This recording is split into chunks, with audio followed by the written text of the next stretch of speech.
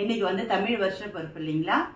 இந்த வருஷ பருப்புக்கு என்னென்ன பண்ணணும்னு நாங்கள் பாரம்பரியமாக என்னென்ன பண்ணுறோன்னு உங்களுக்கு நான் காட்டுறேன் இப்போது.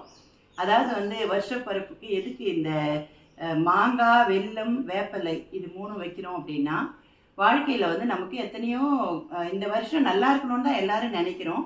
ஆனாலும் வந்து எல்லாமே கடவுள் கையில் இருக்குது.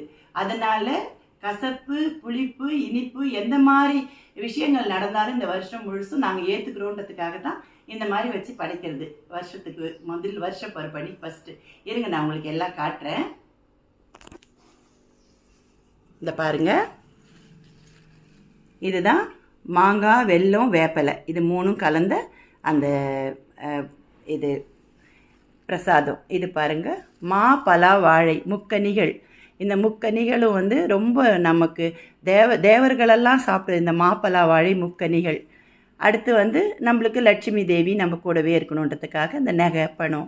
மற்றபடி உப்பு, பருப்பு, அரிசி, வெல்லம் இதெல்லாம். இங்கே வந்து துள்ளு மாவு, அதாவது அரிசியும் வெல்லமும் கலந்த ஒரு மாவு, அது துள்ளு மாவு. இதெல்லாம் வந்து பூஜை ரூமில் வச்சு தாங்க நான் படைத்தேன்.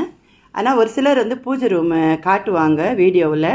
இந்த பாருங்கள், இந்த கண்ணாடி இப்படி எதிர்க்க வச்சுட்டு இது பேர் கனி காணுதல் அப்படின்னு சொல்லுவாங்க. இந்த முக்கனி இந்த மாதிரி நம்ம கண்ணாடி வழியாக பார்த்தோம்னா அந்த வருஷமெல்லாம் நம்மளுக்கு நல்லது நடக்கும்னு. என்னென்னா பூஜை ரூமை வந்து வீடியோவில் காட்டக்கூடாதுங்க. நான் வந்து இது வரையும் காட்டினதில்லை. அதனால் வீட்டு பூஜை ரூமை காட்டாத நான் பூஜை முடிச்சுட்டு வெளியே கொண்டு வந்து இந்த பொருளெல்லாம் வச்சு படைச்சோன்னு காட்டுறேன். ஓகேவா? பாய். அடுத்த வீடியோவில் பார்க்கலாம்.